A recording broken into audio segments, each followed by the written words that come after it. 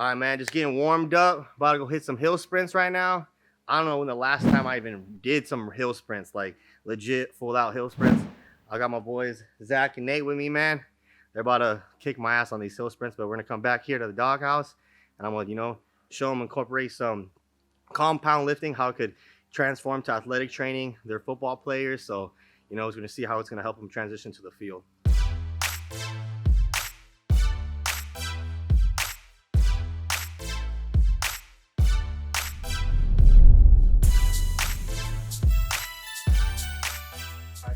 All right, guys, we headed to the hill right now.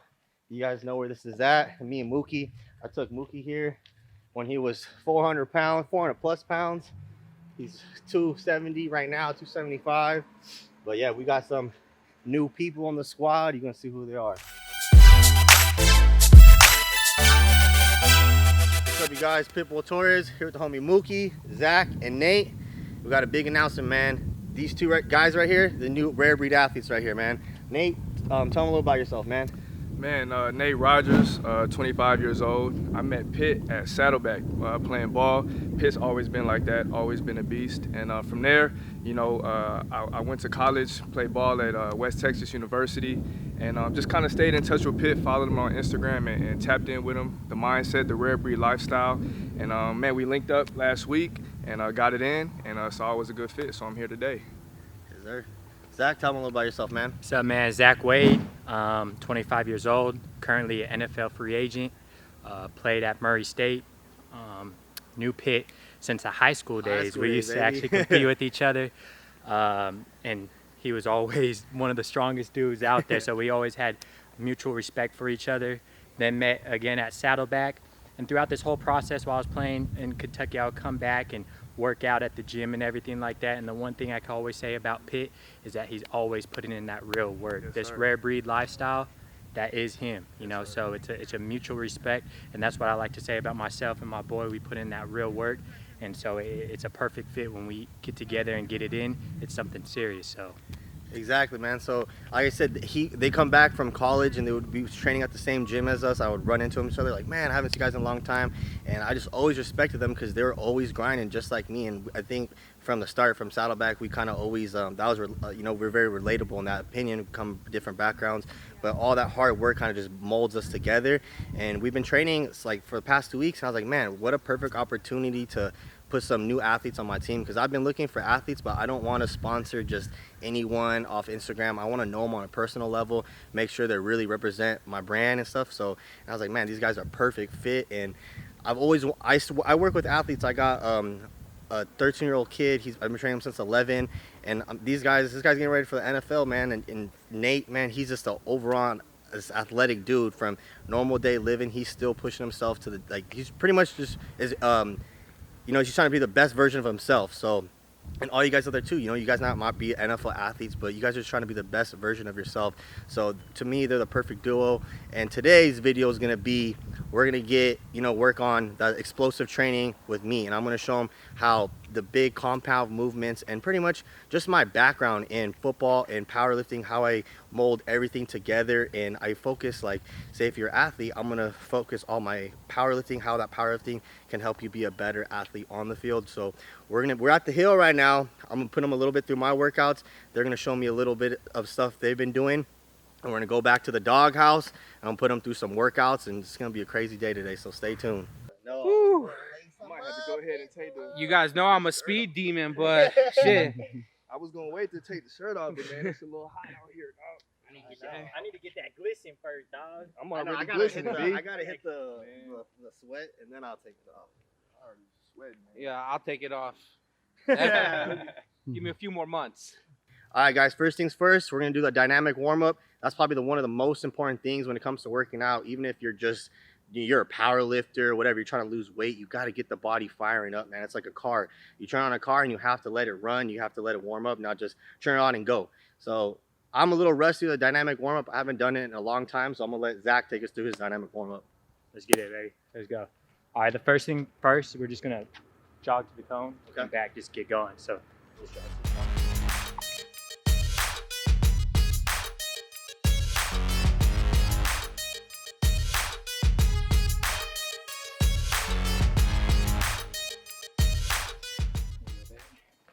like Zach was saying, man, in high school, we used to hate these dynamic warm-ups. Like, you know, it's just like, oh, they don't do nothing for us. But now we're older.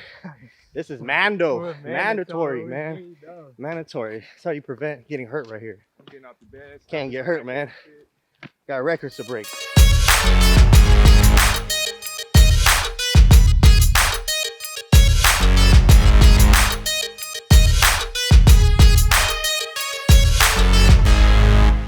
The thing is about, like I told you the other day, when you're on a hill, it forces you to run the correct way.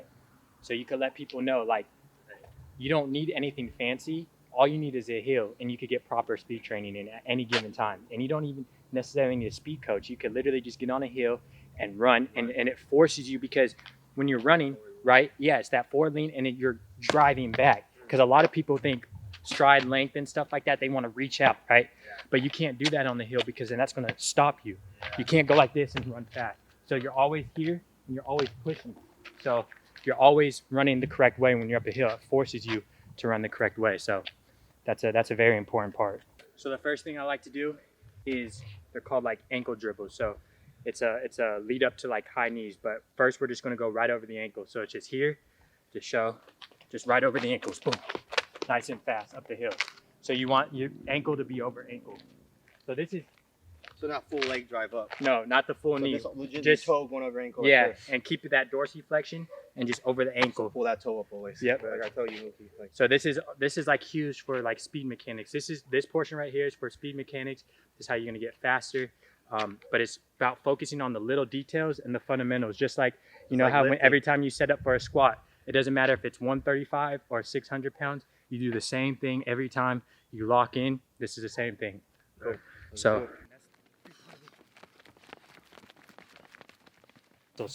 we're going a little bit higher now. All right, cool. So we went from the ankles, now we're going over the shin. So just a little bit higher, still driving the knees, still dorsiflexion, and just right over the...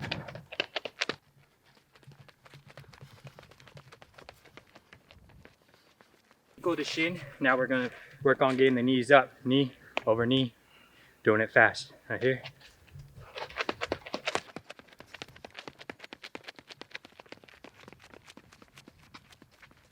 That's just here. This takes a little rhythm. So I like to start like this here, and it's just, so we're skipping, driving the knee up.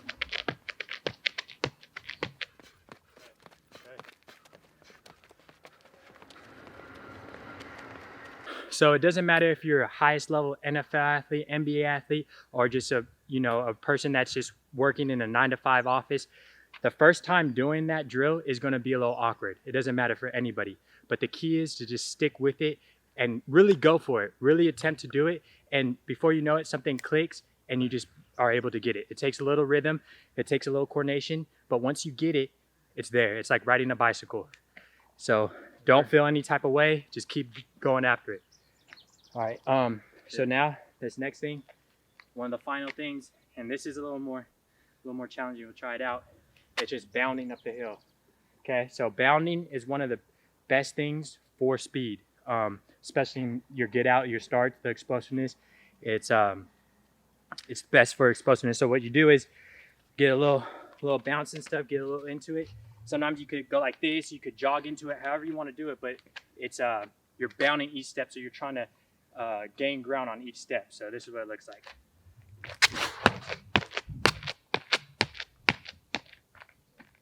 So you want that foot contact, boom, hitting, and you're trying to gain ground. And this is especially a little more difficult because we're going up a hill. But this is a great translation to when you're starting your get outs, when running. This is great for it. When you're right here, a lot of people think, I just get out. Yeah, No. You want to gain ground. So you're essentially bounding fast, gaining ground, especially like when I'm preparing for the 40-yard dash and stuff like that. You want, it's like an airplane. When you see it take off, it's right? So it's gaining ground, and then your max velocity, your top end, is when you're up. So we'll do that one more time.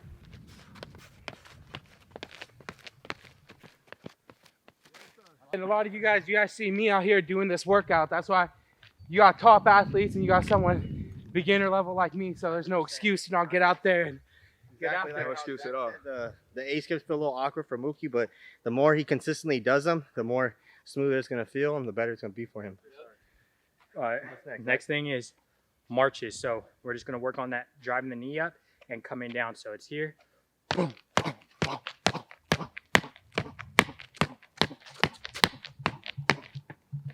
So it's aggressive, driving the knee and putting it down. Boom. There you go.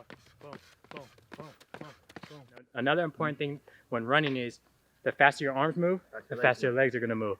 So if you focus on the upper body, stay nice and relaxed and moving your arms fast, the bottom portion has to match up with it. Yeah, it's gonna follow. Exactly. So we'll do that again. Just aggressive into the ground. Boom. So boom, boom, each step.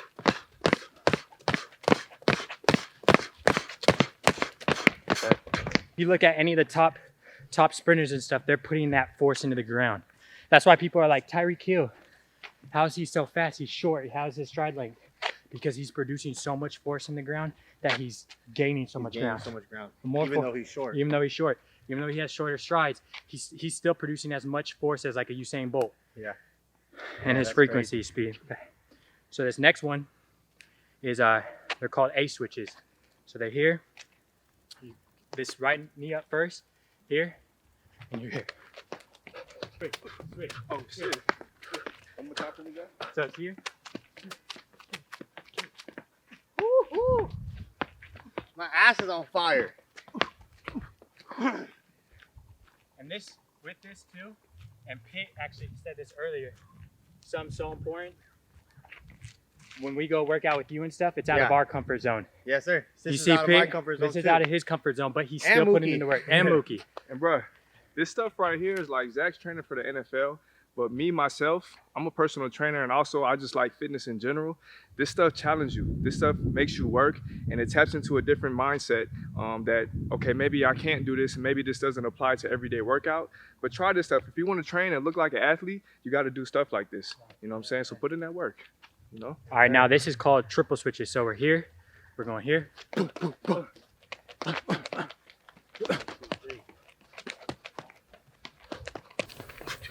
There you go. There you go, Pitt.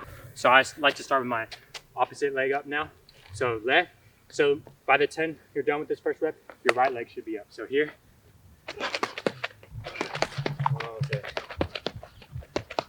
So now we're gonna put it all together. Okay, so we're gonna start with the march. Boom, boom, boom. And then after a couple reps, you're gonna go into a bound. And after a couple bounds, we're gonna run. So we're gonna run to that yellow line. So here, so it's here. You're gonna marching. Yeah, and always have the heel's gonna force you to have that little bit of forward lean, right? So here, march. Boom, boom, boom, boom, boom. Then you go into the bound, and then you get up.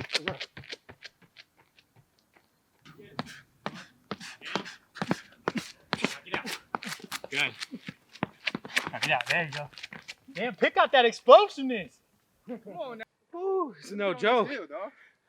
Let's get on this hill work. Nate's like, that's enough for the warm-up. That was just the warm-up, bro. There's two different types of athletes. There's the athletes that learn, and then they don't, like, they can't teach it to anyone else. And there's the athlete that can absorb it and they'll be able to teach, like, their brother or someone. Right, 100%. And that's what it's all about, bro. Like, that's why for my lifting, I was like, I didn't do no school or nothing. Right. I just learned from good people teaching me, and then I was able to, like, you know, be able to translate to, like, 11-year-old, 12-year-old, being relatable. It's the cues that you give. Yeah, the cues. The cues that you give, I know, like, just by lifting with you just a couple of times, it's already helped me tremendously. Facts. You know what I'm saying? It's just those simple cues, because a person can only retain, like, one, much maybe so two much cues at a information. time. So it's important to focus on one cue, like when they're running, getting knees up. That's, if you just focus on that, and then the next rep, thing you was could something else. something else. You know what I'm saying? Also, people being able to be receptive too, because even like if you think you're the highest level athlete Yeah. and you think you can't learn anymore, that's where you're gonna peak at. So you capped off, You know, even when I was like, we were working out with you, bro, like I've been doing sumo deadlifts and stuff like that for a minute and squatting for a minute, and I thought I had good form, but once you chest up, butt back, then I really started feeling it where I'm supposed to work at. Yeah. And bro, you're always learning something new. You know what I'm saying? Being receptive to it. Now we finished that dynamic warm-up. Zach's gonna put us through we're working on explosive speed today, so there's no need to run 40, 50 yards. We're gonna be broken down. So we're gonna do 5 sets of 10-yard sprints, then do 5 sets of 20-yard sprints. So that's just gonna work on that explosiveness. We're fatiguing ourselves right now. And man, we still gotta work out. We still gotta lift after this, man. This is just a warm-up right here.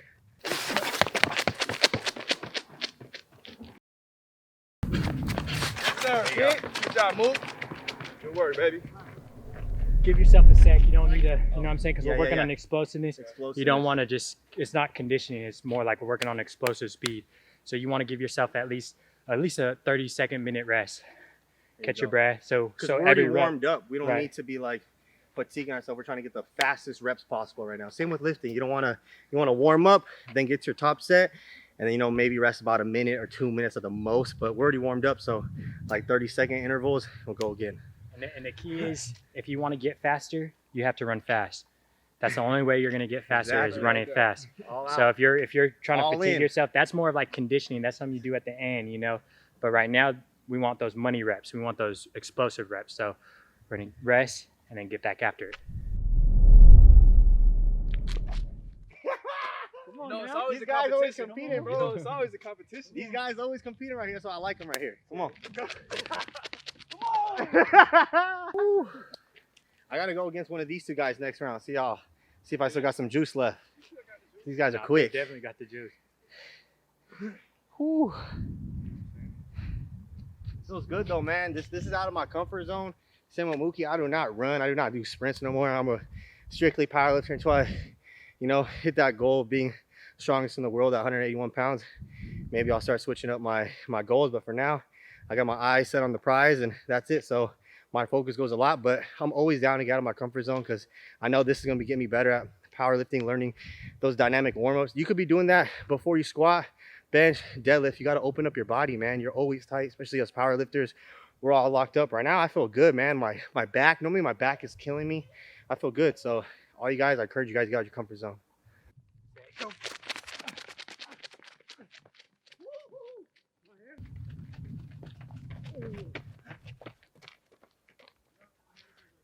Oh, my hamstring got tight. Did it? I felt it. Yeah. My hamstrings are getting tight. All right, guys, I'm about to go backwards now because I'm pretty sure I just pulled my hamstring or strained it a little bit. But it's all right, man. Like I said, you got to get outside your comfort zone. It's only get me stronger. That's it. So. And it's so important, bro. You hit the nail on the head too, and it's about improvising. Improvise, adapt, and overcome. And so, rather than him just sitting out and being done with the workout, he's improvising, and he's still getting even some tougher work. Backpedaling up a hill compared to running up a hill is a lot tougher. So he's still putting in the work, and that's what life's about: improvising, adapting, and overcoming. So. There's a will, there's a way, baby. Exactly. There's a will, there's a way. Oh, Zach, catch up, baby.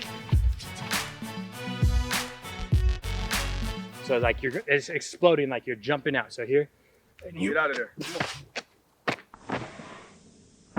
try to just cover as much ground as you can. And this is great for explosiveness, especially leading to what we're about to go do with Pit. Exactly. It's getting our muscles primed to work like that. So this is what we're finishing with. This is a great thing to finish after doing dynamic warm up, doing our speed work. Now these are the finisher for the hill, and it's gonna prime us to get right for the lift. I could barely talk right now, I'm so tired, but yeah.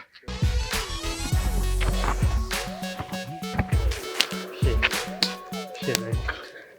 All right, guys, for the last little finisher, we're going to backpedal all the way up the hill. We've been only going like 10-yard sprints, 20-yard sprints, so it's about like 40 yards all out right here. Finisher, backpedals.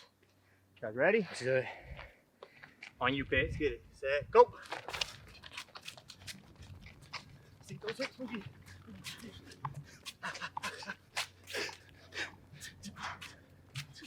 Now you're supposed to be going a little slow, dog. Nate's got that corner back pedal, baby. Woo! Damn, boy. I didn't think that was going to be that hard. I told you. That was hard. That's called the finisher right there. That was definitely the finisher. How you feel, Mook? Oh man. This guy completed the workout with us. That's whole different shit. That's next level. Hey, that's rare breed shit right there. Yes, sir. Yes, sir. Want to be the best, you got to train like you the best. All right, guys, just got back from the hill. Just blew out both my hamstrings, man. I swear, I think I strained both my hamstrings trying to keep up with these two guys. But yep, we're going to incorporate some deadlifts today. The main focus is our hamstrings and our glutes. Your hamstrings and your glutes are probably the most neglected muscles, especially on a guy. A lot of guys don't like training their glutes. They think it's gay and all that stuff, but that's where all your power comes from, especially if you want to be an explosive athlete. If you look at all explosive athletes, their glutes and their hamstrings are huge.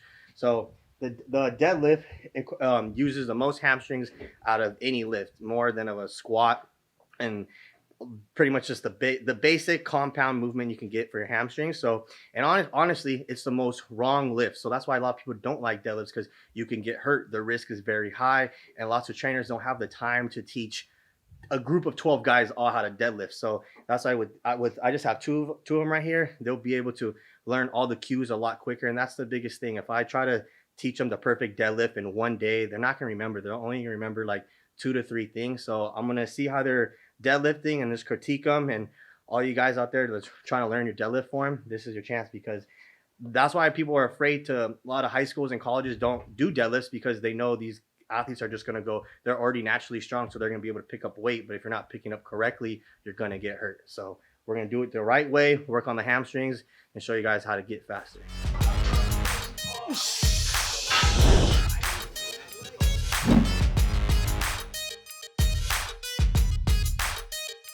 All right, so watch when Nate's going. He's going to make sure he's pulling himself down, keeping his chest nice and flat. His back nice and flat. Take off. There you go, right there. Perfect. You want to be patient with the deadlift. The deadlift's all the start. And you can see he's bringing his hamstrings up, his hips up, and as soon as he pulls himself down, they're like right above parallel. That's exactly where you're jumping. You don't want to push your hips down, because you're turning off your hamstrings. This is all posterior chain from his neck all the way down to his heels. Perfect. There you go. Just like that. These guys just started practicing sumo deadlift like last week, so they're new to this. So they're just like you guys. If you guys have never done sumo, a lot of guys, that's very foreign for you. So this is perfect time for you guys to learn.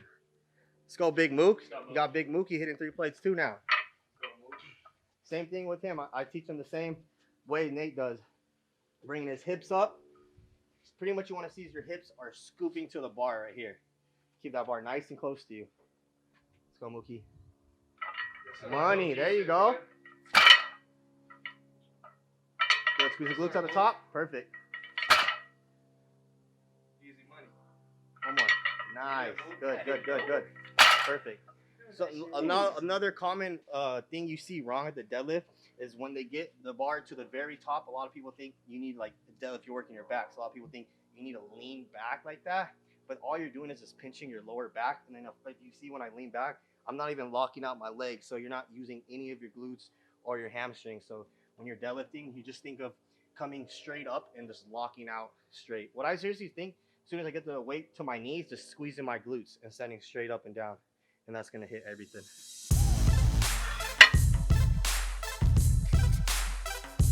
Yeah, that's perfect. Look at that. Yeah. You got the blood right there. That's perfect. Yes, sir. Look at my shit, bro. I got scars for days. Look at. That's what you know my starting points right there. First thing Pete told me the first day of deadlifting, you know you're doing something right if you're bleeding on your shins. You're keeping the bar close. All right, Zach's about to go up 405. This is a PR for him. We worked off 405 last time, but it was off a block. So he was like 2 to 3 inches off the ground. This is his first time pulling off the ground. So let's see it, Zach. Come on. Baby. Let's go, baby. Trust your technique. Come on. That's it. Just trust the technique. Pull yourself down. Nice and patient from the bottom. That's it. Let's get it. Just trust your technique. That's it. Good money. Let's go. Pull those hips up, chest up before you go. Nice and tight. Come on, get money. There it is. Nice. One more. Come on. Hey. Let's go back. Knees out, chest up. Right. There you go. Money. Yes, sir. Good. Nice. Moving. Let's go. Perfect right there. So and Zach's doing this without a belt too. So even training without a belt, people think deadlifts are dangerous without a belt. They're dangerous if your back and core is not strong enough. They're keeping their core upright right there. Their back is not rounding. So they're using their core and their lower back to build that trunk stability. And that trunk stability is everything. When you're getting hit and you can't absorb that impact of a hit, you're just gonna fall. So this is perfect for what Zach's doing. Yeah, speed too. Core is speed, exactly. Stick with it. There you go. Another one. Same thing, Nate. Come on. Knees out, chest up. Keep it close to you. Yes, sir. Stick with it. Woo. Shit, boy. You got That was tough. Yeah. Honestly, You went away from the technique. yeah, that's a little bit. That's the hardest part, especially for these guys. When even for me, as soon as I get to like 600 pounds, I kind of start psyching myself out, and I get worried about like I'm worried about just getting the weight up from point A to point B. But what you really need to focus on is just your technique. If you just trust your technique, the weight will come up perfect, and you're not going to get hurt. And that's one of the biggest things is you don't want to get hurt. We're trying to prolong. We're trying to play for as long as we can. And even if you're not an athlete, you're not playing professional sports, no one wants to get hurt. You have jobs you got to go to, all that. So just really trust it. The last one, he kind of just like yanked it. But if you were to trust this technique from the bottom, like I said, the deadlift is all about the starting position. So just really trust your technique, and I promise you ain't going to get hurt. But that was good, Nate. That was good. All right, Zach's going 455 right now. Huge PR. 405 was already PR. It's 55 pounds more right here. Same thing. Trust the technique, Zach. Knees out, chest up. There you go. Good. Hell yeah. Easy. Let's go. Let's go, baby. Go, RareBreed, baby. Let's go. We do this in the dog pound. Let's go. That was clean, dog. Fuck yeah.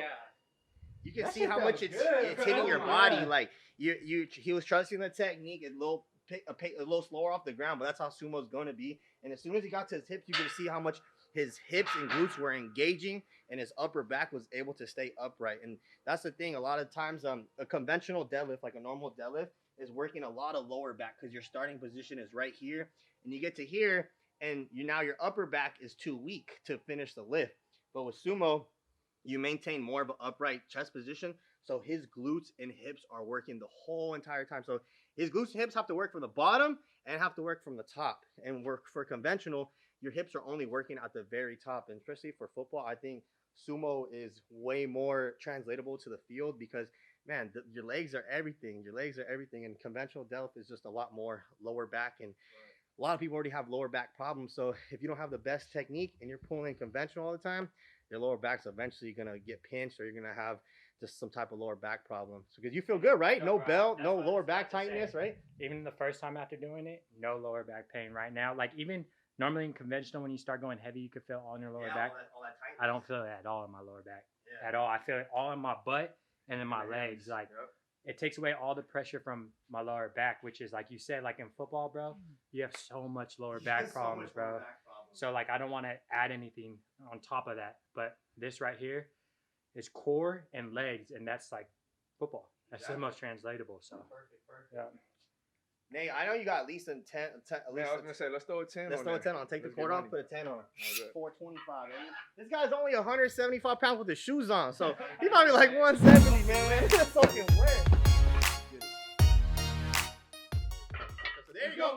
Hip. There it is. There you go. Ah, come on, baby.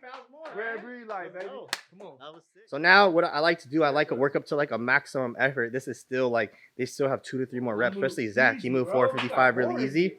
But now we're going to work back down and drill more reps at this, because is when you keep on going heavy and your body's breaking down, that your technique is just going to want to go throughout the window because your body's fatigued. It's just like running. If you're running 100-yard sprints all the time, by that 80th yard, your technique is just sloppy. So if you're trying to work on the explosiveness and your perfect technique, you don't need to be doing sets of 10 and getting yourself drained. So we're going to go back down to probably 365, maybe 405 for Zach, and just drill 3 to 5 reps and just working on that perfect form, and always moving the weight as fast as possible, but with maintaining perfect technique.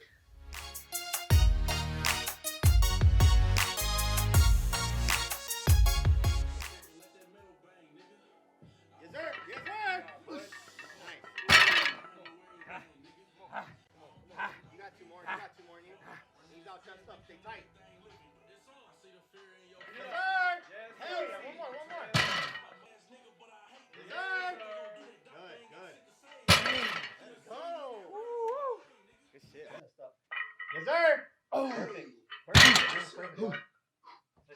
Keep close to you. He's out, chest up right there. Keep close. Yes, sir. Perfect. 2 more. Come on. Right there. Perfect. One more. One more. Really stay tight in your core. Big air in your stomach. Finish, tap in, baby. Let's go.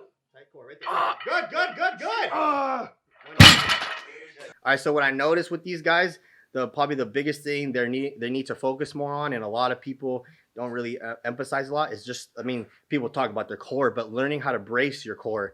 Pretty much before you guys are lifting, you want to think of grabbing a big air in and trying to push out on your stomach like 360 degrees. So not just like people really like push your belly out. You want to think pushing your obliques out and pushing your lower back out. The best way, like, because people try to make things too complicated. The best way I see is, try to tell people how to brace your core is pretend you're about to get punched. Like when you naturally get punched, you're right here, and that's how you're bracing your core. So, but right before you want to grab as much oxygen as you can and then brace on that core, because every rep you got to think you're exerting oxygen, so you're losing air in your body. So if you just keep on going, your body's losing that tension. So before you go, you guys next set, just really thinking about taking that big air through your nose and bracing on that core. You want to feel like your head is gonna pop, like so that trunk stability, like I was talking about, especially when you guys are bent over right here. That's why I like bringing my hips up, because I'll grab a bigger air,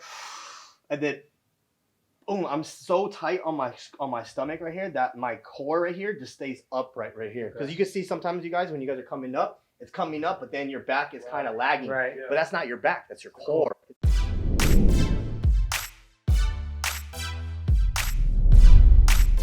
Now we're gonna go back into conventional. We're gonna work on the RDL.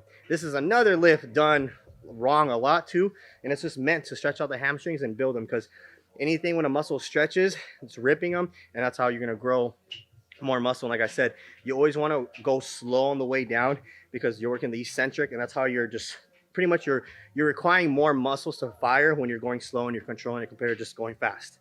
So you're gonna go conventional, feet shoulder width right here. Get your grip. Tilt it up from here. What you're gonna just seriously think about is just pushing your hips back as far as they can go. When you push your hips back, your chest will naturally just fall forward. So from here, hips back, hip back. Oh, I feel a deep stretch in my hamstrings. Come straight back up. You should only be going to like below your knee and then coming back up. As you get the reps going, you could challenge yourself more. Get a deeper stretch, and go lower. But the whole point of the movement is to really not deadlift the weight and bring your knees down. You should be, when you're watching me do these, I was just sitting my hips back. Watch when I sit my hips back. My knees don't travel forward at all. I shouldn't see any of this, because then you're taking tension off the hamstrings. So back. Boom. So Zach. So as you can see, Zach's not letting his knees go forward over his toes. He's just sending his hips straight back. There you go. And he's going nice and slow to really recruit those hamstrings. And you can always fire. You're always supposed to fire fast on the way up, slow on the way down. Good. Nice. Send those hips back. Straight back up. Good. Now, what about the feet, Pit? Does it matter if you go wider stance or closer? How I try to see it is on how you're running. Like, what's your natural gait? You know, if you're some people, like, depending, like, say if you're a lineman, you're just kind of like a bigger dude, so you're gonna just naturally stand wider. I think this feels comfortable for Zach, like right here. That's where he's running. Like a lot of the times, you know, like your feet are underneath your shoulders, but your kind of power is a little bit outside of it. Right. So kind of just what feels good for you. Right. See it, Nate? You probably go a little closer. Yeah. There you go. Send the hips back nice and slow. Slow. Now back up. Good. Just like Zach, you see his knees are not going at all forward. His hips are completely going back. Really working the hamstrings back here. Bro, Zach, that workout killed me. Yeah. Them heels, bro. Good, perfect. And for these RDLs, you want to be doing at least 10 reps. You want to, anything you're trying to grow those muscles. Don't get me wrong, you can still go heavy on these, but the whole point, we're going heavy on the deadlifts. These are just an accessory to really tax your hamstrings even more.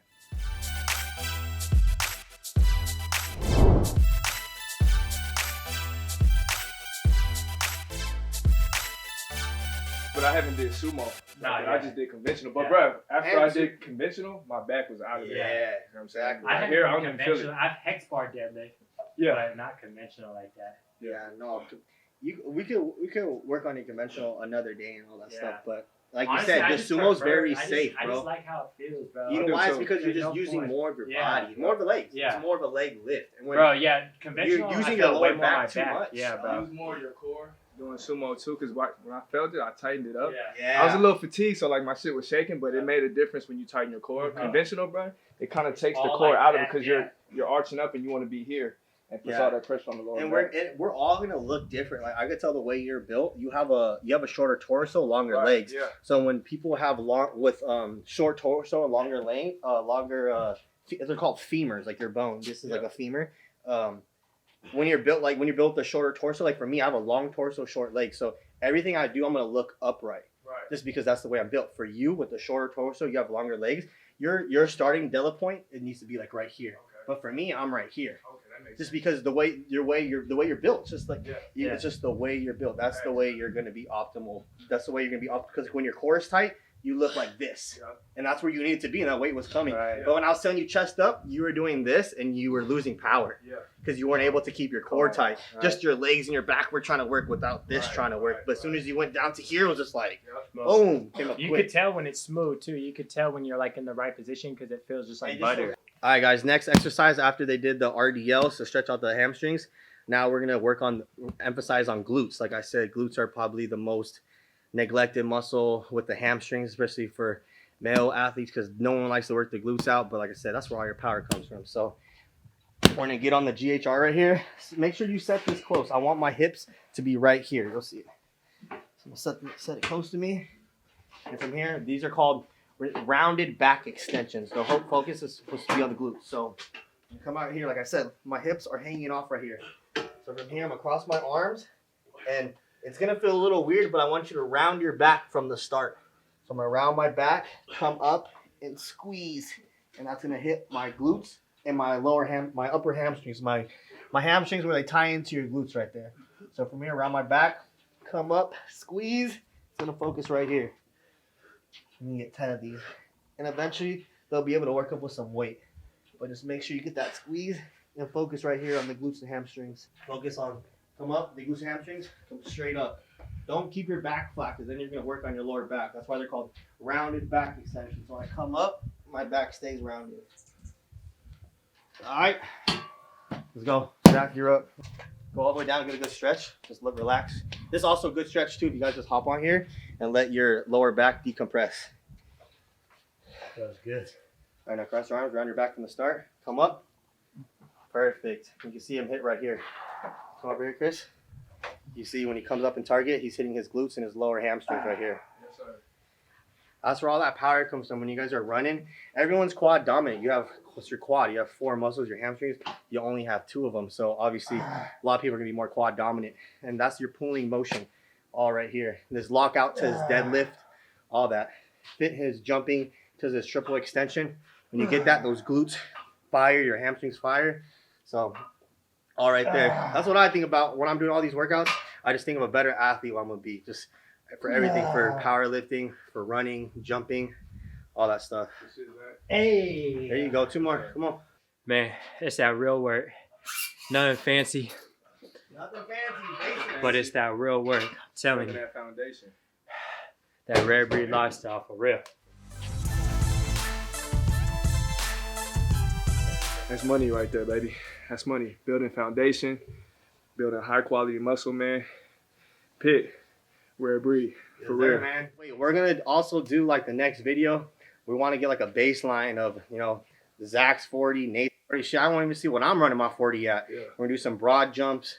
I don't know how we're gonna measure our vertical, but I'm gonna try to figure that out and show you guys that actually all this training you're gonna do is gonna translate to the field. And man, I already know they're both great athletes, and I just can't imagine to incorporate this into the field.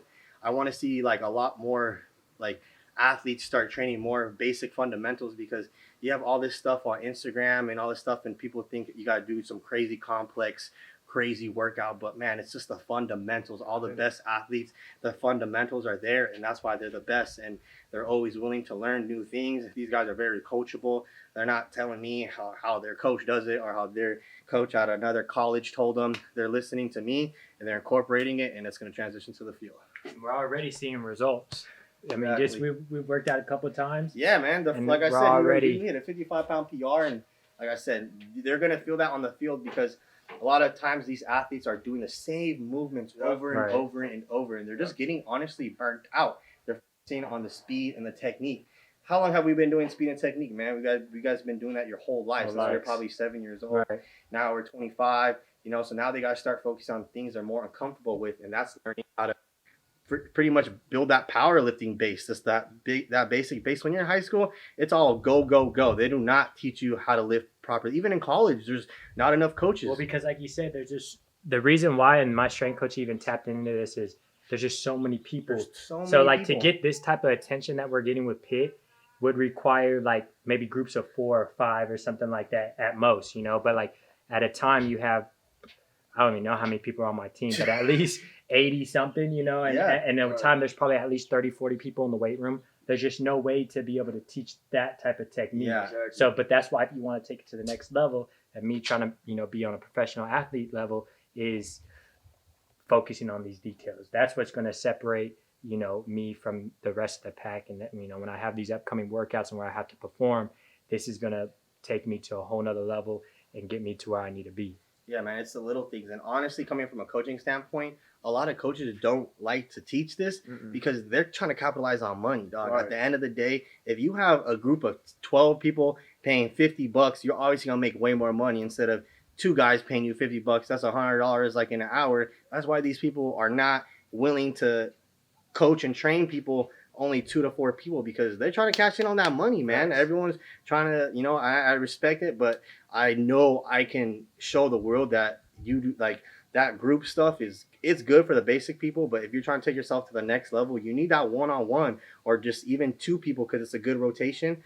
So that, I think that's the basic reason why people don't implement the basic fundamentals, because they don't have the time and it just takes a long time. That's it. Let me say this for people who are just trying to get into working out, like everyday people, building your base and your foundation is just going to help everyday life. For the people who go to work that got the 9 to 5, you don't even notice, but when you sit down in your chair, you're slumping over, you're like this, you're like this all day. When you practice those, like a sumo deadlift, you're going to sit down properly. You're going to sit in your chair properly, and it's going to help with everyday function. You know, this is just not for athletes. It's more for, it's for everybody, for everyday functionality, to feel better mentally, physically, and spiritually. You'll just have a better mindset and, you know, a better outlook on life, having a strong body. So it's for everybody, man. Confidence, exactly. So RareBreed Life, tap in. Yes, sir. I live in Vegas right now, and I present in front of like all the seniors and juniors at the high schools and hit them with the same motivation. So, you know, it's nothing new. I thrive off of motivating people. You feel me? So. You learned everything from me, though. You learned all the motivation. No cap. I learned everything from Zach, man. But he just took it to another level. You know, I had to just capitalize on what I learned. That's what you got to do, man. Learn, implement, and you'll be successful. All right, guys, last final exercise. We're going to focus on the core, mainly work on the obliques. You see a lot of people do a lot of isolation, pretty much just like leaning back and coming up, which those are great, but you're pretty much just building more mass to your core. You're not really making it stronger. A strong core is when you're having to take anything like lateral. So like say, like when you squat, you have the weights going side to side. So you're working a lot of anterior, pretty much your obliques. So with this, and same thing with football, any type of sport where you're twisting and turning, that's when you're working your obliques the most. You're gonna get a band. Normally I use a red band. These guys are pretty strong. So we're gonna get a little extension on this band. Make sure your shoulders, your feet are square, straight right here. See there's tension right here. And all I'm gonna do is press out and come straight back in. What wants to happen is when I press out, I want to do this. See how my left arm went back? Because it's making my obliques work right here. So pull out, press straight forward, come straight back in. 10 of those right here. And you'll really feel the tightness in your obliques. My body just wants to turn like that. So keep your shoulders square, punch straight out, come straight back in. Straight out, straight back in. And like I said, that's going to work your obliques. And if you want a strong core, I'm telling you, sit-ups are great. They're cool. They look good. They're beach muscles. But what you really need to focus on for a strong core is your obliques, because that's where the weight is getting that counteractive. You get hit this way, you got to bounce back that way. So strong obliques is going to build you a strong core. Let's see, is that? It'd be like kind of like with your chest right there. Right here. Yep. There you go. Make sure your feet are square because it's going to want to turn you. There Right you go. here. Yep, And right there. here. Yep. Now bring it back in and let's press out. There you go. When you come back in, make sure you're going straight back to your chest. Yep. See how you feel it right here? It wants to turn you. Get 10 of those reps. You can see those obliques popping right here. Good.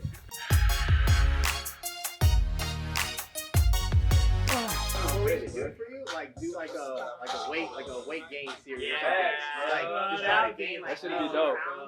Ooh, 15 solid muscles. Like Bro, that shit would be hard.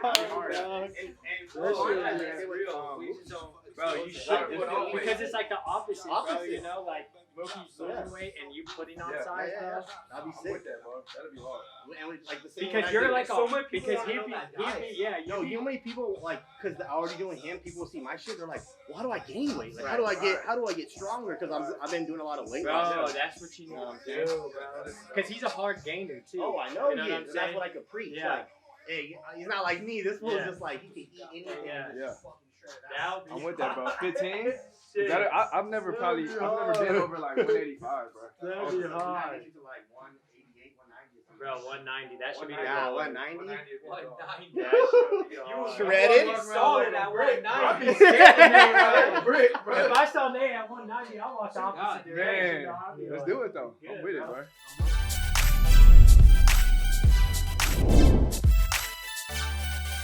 All right, guys, just finished that work with Zach and Nate, the two new RareBreed athletes, man. Give them a follow. I'll put their Instagram below, their YouTube. I'm going to put their YouTube on there, too. You're going to see a lot more of them.